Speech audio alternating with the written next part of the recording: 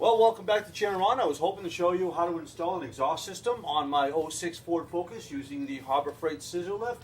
I thought it was going to go smoothly, but it was a complete disaster. A lot of people have asked me, have you installed exhaust systems using the Harbor Freight lift? And I have not. I've installed a couple of mufflers, but as far as the entire system, I have not. This is the first time I've done it, and the last time I've done it. It just did not work out well at all. With everything that's in the way on the Harbor Freight lift, I was unable to get the exhaust system to slide up in there.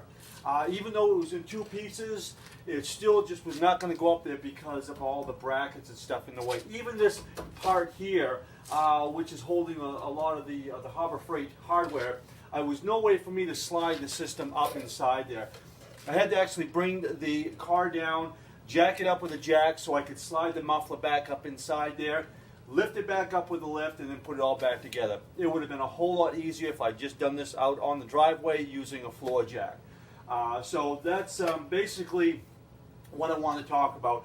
It does not work good for exhaust systems. You know, it's too bad, but there's just too much hardware in the way to install exhaust systems. So again, I'm not knocking the Harbor Freight lift. This is the first time I've ever had to do an exhaust system, and it just doesn't work good for that. Once you get it up in there on the driveway, then you can kind of tighten everything down. Not a problem at all. But other than that, just do it in the driveway, and you'll have a lot more success with it.